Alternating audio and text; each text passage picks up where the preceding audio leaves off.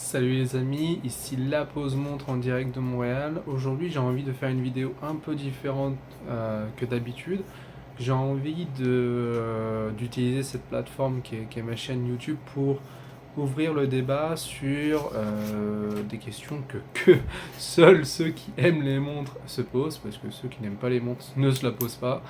Mais on aime bien se tordre l'esprit sur des questions un peu inutile, mais moi j'ai une question pour vous et c'est une question que je me pose actuellement.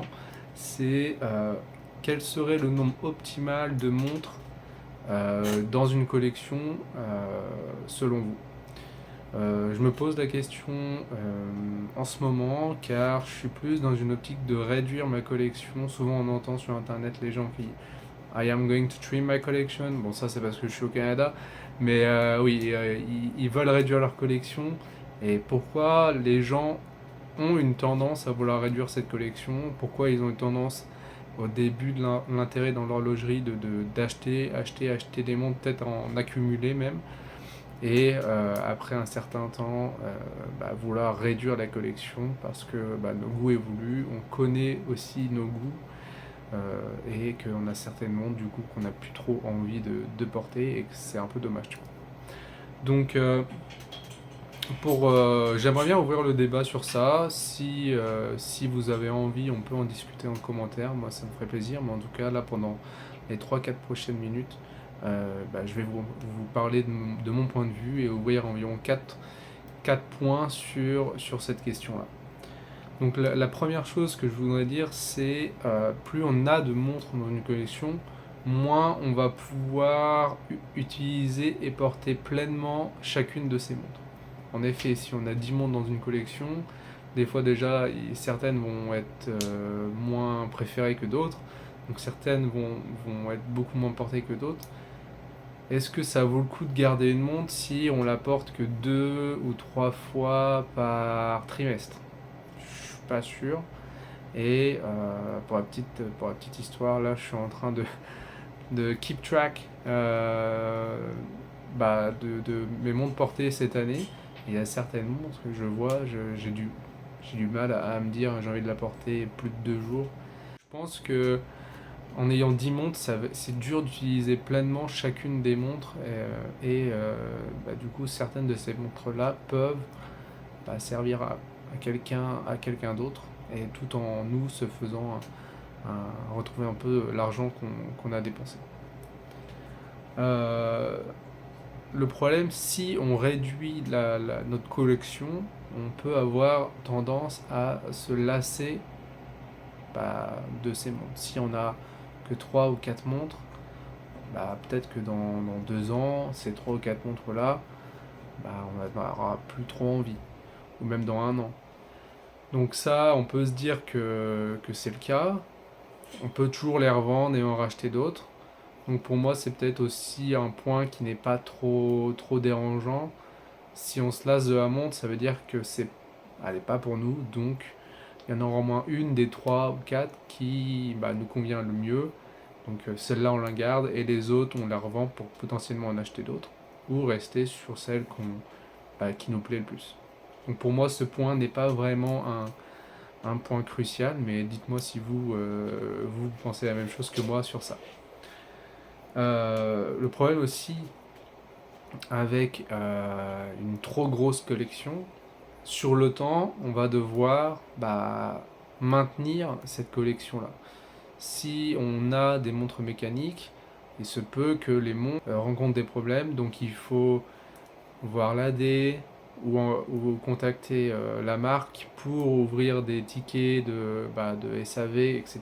Donc c'est du temps investi, c'est de l'argent aussi quand on est hors garantie. Et une garantie, ça va très vite, ça peut être de 2 ans minimum pour, souvent ça va être les micro-marques ou les marques entrée de gamme, moyenne gamme, à 5 ans pour les marques suisses de type Omega, de type Tag Heuer, de type Rolex, de type Tudor.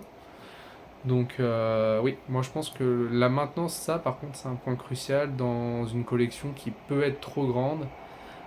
J'ai eu par exemple j'ai une Baltic Peter Auto que j'ai cherché pendant longtemps. Heureusement, elle était encore sous garantie. J'ai eu un petit problème. Baltic a résolu le problème. J'ai eu aucun problème avec eux. Mais c'est sûr que c'était la première fois que je rencontrais un problème avec une montre mécanique.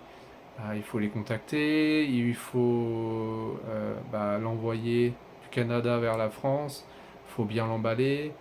C'est un peu une petite charge mentale quand même et on a un peu peur que quand ils la reçoivent, la montre a eu quelque chose, la montre se perde.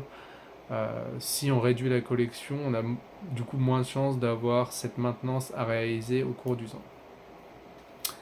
Et enfin, la dernière chose, c'est souvent quand on a une trop grosse collection, on va avoir tendance à faire de l'achat, de la revente, l'achat, de la revente.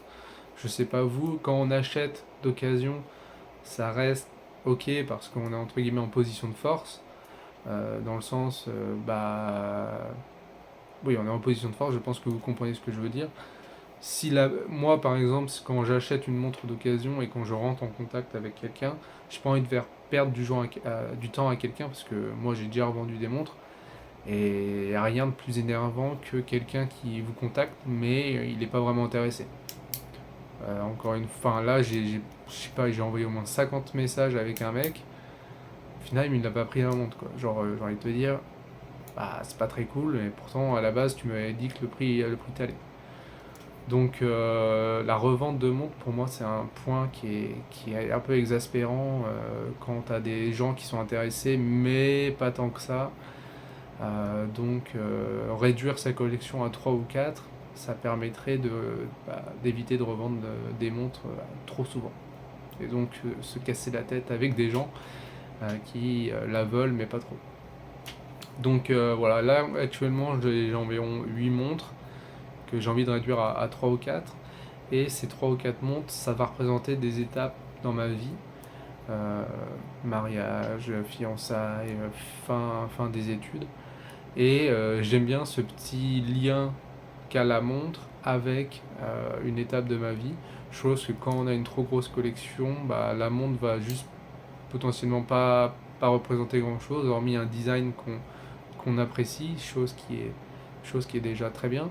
Mais on peut avoir une montre qui représente quelque chose et qu'on apprécie le design. Et que quand on la porte, on se dit ah oui, ça c'est vrai, ça représente ça et ça représente ça. Donc dites-moi ce que vous en pensez, si vous aimez ce petit concept où j'ai envie d'ouvrir le débat sur des questions où nous seuls, clairement nous seuls se posons des questions comme ça, ceux qui sont fans d'horlogerie, mais c'est ça qui est drôle quoi. Donc envoyez-moi des commentaires si vous êtes intéressés, moi je suis content de parler de ça avec vous. Et puis n'hésitez pas à vous abonner, je vois que le compteur grossit et le compteur de vues grossit encore plus vite, donc moi ça me fait super plaisir et puis vraiment je fais ça à côté sans trop de prise de tête. Je vais essayer d'être assez actif sur cette chaîne dans le futur. C'était la pause montre en direct de Montréal et à plus dans les commentaires.